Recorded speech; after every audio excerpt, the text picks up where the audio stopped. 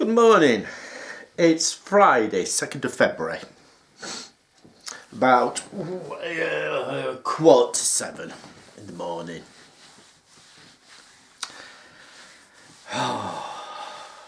What a week it's been. What a week it's been.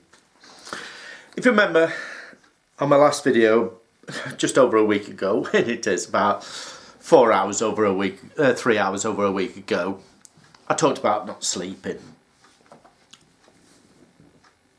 Pissed off, fed up, stuff like that. And I said I was going to go to work the Friday night. No, I didn't go to work. Didn't go to work on Saturday, but we'll come to Saturday in a bit.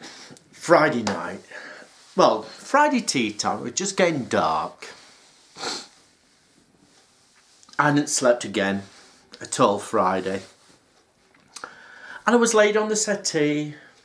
There was no TV on, no noise. I got the table lamp back on. And I was laid down here, so I'm facing the wallpaper.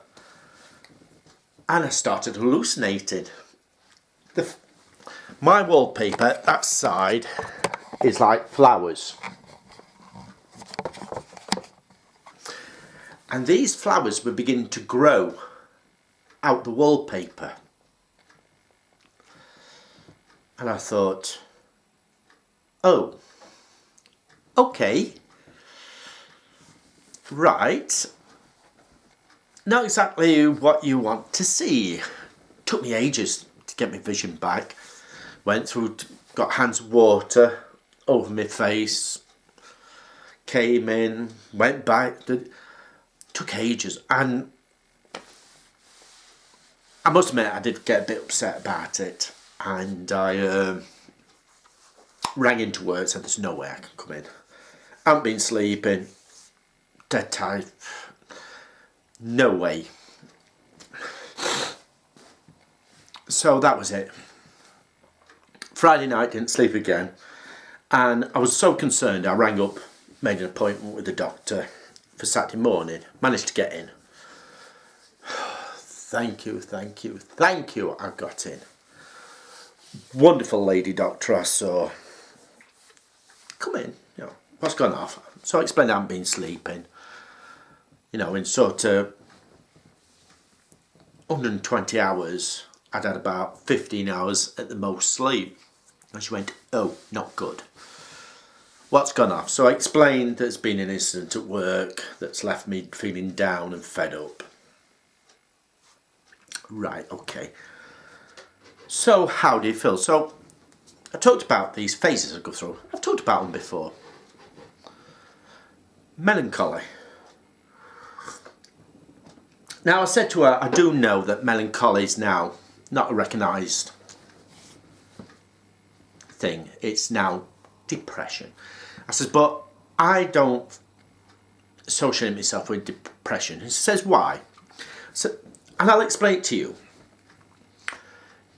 I go through phases, probably once a year,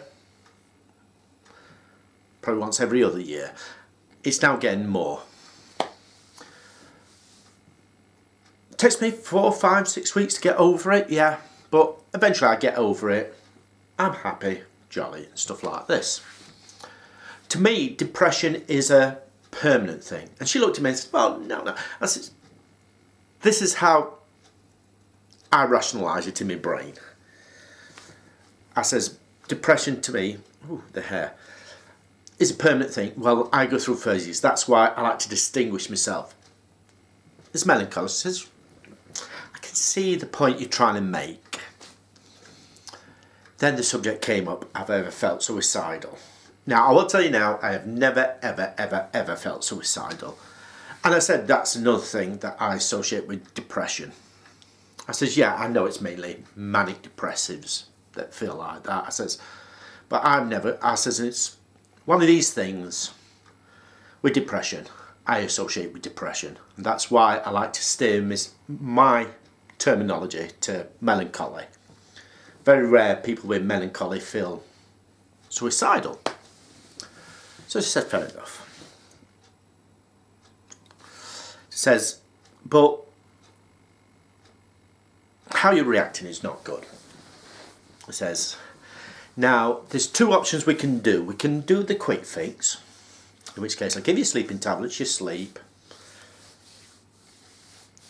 You probably fall into a proper sleeping pattern, and it'll probably be another 5-6 months down the line before you feel like this again.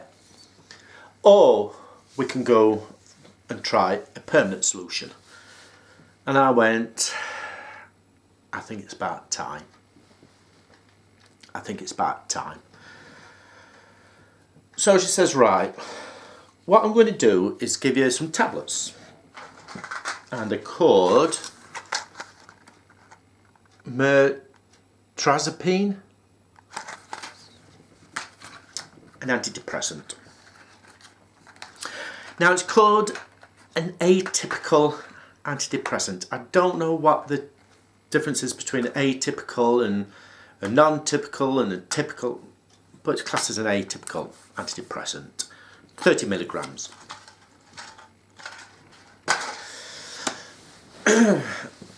She says it will have a dual effect for you, because one of the side effects is you feel drowsy. Okay. They work. Took one. I'm sat here, I'm thinking, nothing's happening. After about an hour I was.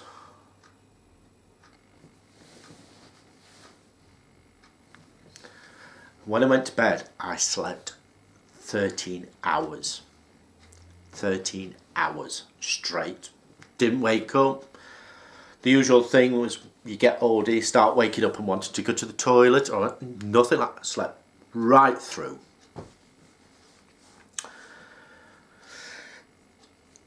The other thing she suggested is that I contact a group called Insight, and it's the mental health clinic.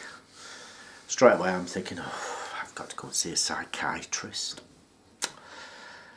And we all have that image in his brain of the psychiatrist. You have to go and lay on a leather chaise lounge or couch, whatever you want to call it, and you start bloke there with the beard and the notes and the pipe. You know, that sort of image. And I did actually say this to her, and she sort of smiled and says, no. They'll just talk to you, talk through, try to get some down to what's causing this, and actually try to get you some coping skills. So when it does hit you, or because it's not that bad,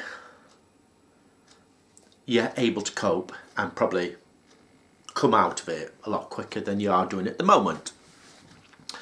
But she did say if you do feel badly, suicidal, anything like that, you must contact the GP straight away. She says, I'll put a note on your record and they will have you in hospital straight away. Says, this is very serious. She says, you must do that. So I said, fine. So I'm on tablets, came home, I rang up Monday. No, I didn't ring up Monday, I was still... Rang up Tuesday. Anyway, it turns out that the first session is not done face to face. They want to get you into it, so it's a phone call. Phone call will last about 45 minutes, in which case I joked, I better make sure my phone's fully charged up. She says yes. Says you'll be surprised how many people don't charge the phone up and halfway through the conversation the phone goes dead. But one of the things they do is they send you a questionnaire to fill out.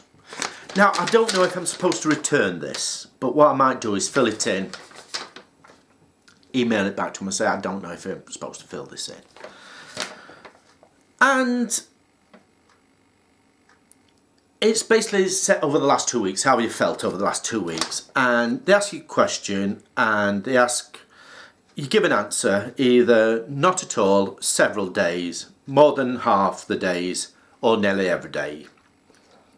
So you get questions like little interest or pleasure in doing things, feeling down depressed and hopeless, trouble falling or staying asleep or sleeping too much, feeling tired of having little energy, poor appetite or overeating, feeling bad about yourself or that you are a failure or have let yourself or your family down, trouble concentrating on things such as reading the newspaper or watching television, moving or speaking slowly that other people could have noticed, or the opposite, being so fidgety or restless that you have been moving around a lot more than usual, thoughts that you would be better off dead or hurting yourself in some way. So that's the first question. And then the second one is about anxiety, feeling nervous, anxious or on edge, not being able to stop or control worrying too much about different things, trouble relaxing, being so restless that it's hard to sit still, become easily annoyed or irritable, feeling afraid as if something awful might happen. And again, that's not at all several days, more than half the days, and nearly every day. Then it asks if I'm receiving statutory sick pay. And then on the back it's work and social adjustments, and this is right, not at all. It's how you're affected, like not at all, slightly, definitely, markedly, very severely. That's things like, as your work being affected by the way you're feeling, home management, things like shopping, cleaning, tidying, ironing, washing, social leisure activities with other people. Well, for a start off, I don't socialise. Private leisure effects, like your hobbies and reading and gardening and stuff like that. Family and relationships, does it affect your family and relationships? So you have to put a number in it. It's 0 to 8. So there. Then it asks you if I'm in full employment and would I like to be referred to the employment support. I've never heard of that, to be honest. I might put a note on, never heard of this, don't know anything about it. Then of course it asks you about if you're being prescribed medication, if you're being prescribed it, not taking it, prescribed it or taking, which I am, not prescribed, or whatever. So that's got to be filled in for Tuesday. So I returned to work this Tuesday. Oh. It was horrible. It was horrible. Didn't want to be there, did I? Went in. Just went in. I went in with the mindset, do your job, do your shift, come home. And with what's happened, I'm not going to go into details because I don't want to sound like I'm bad-mouthing the company, but I think that's going to have to be my mindset. For my own sanity, that's going to have to be my mindset. Go in, do my shift, come home. Now, officially, my shift's 8:30 to 4:30. The shop floor works 9 while 5. I am not going to be a baby and throw the toys out the pram and walk out at 4:30. I will stay to 5 o'clock. But 5 o'clock, if I'm on my job, we take different sides. Now, if my side's finished at 4:30, then yeah, I'll go at 4:30. But I'm not going to be a baby. Throw the toys out the pram. Come home. I'll leave the company. No, not in the ship because they'll manage, but not, it'd be in an awkward situation. I think the cartridge is getting ready to be changed on this. So let me try another one. Seems a bit not be pulling properly.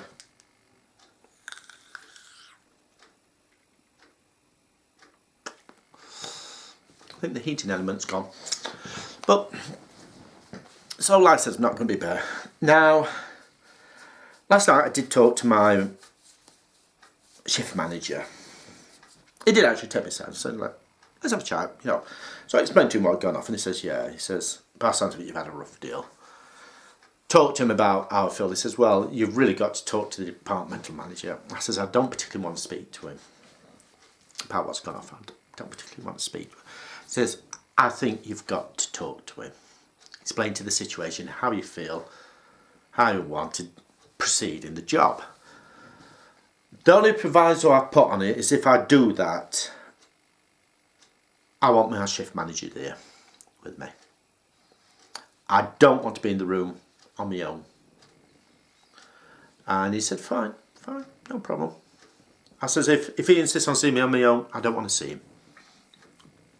Pure and simple, I don't want to see him. He says, fine, no problem.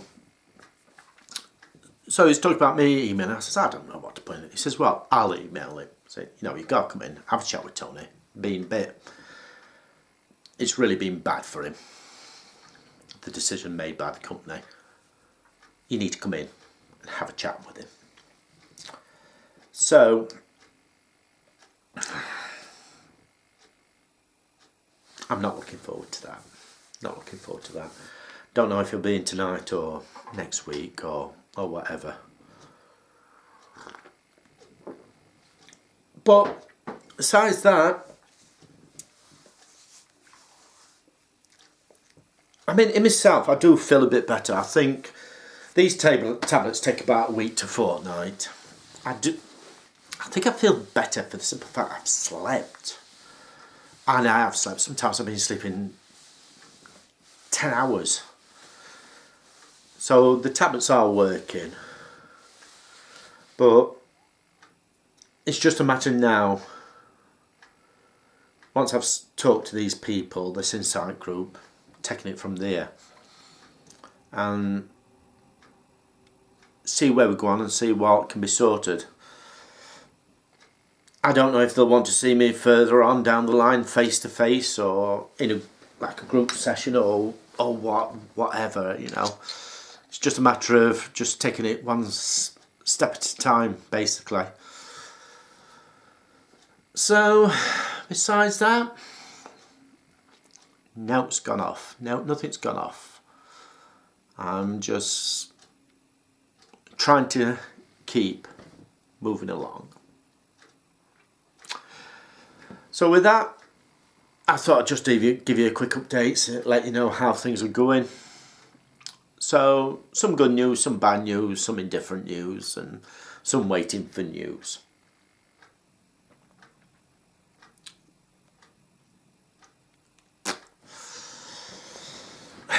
Trying to think if anything else has gone off. Really, nothing else has gone off. I says it's just been literally 2 weeks, 3 weeks of this, and it's been horrendous in some respects. Okie doke.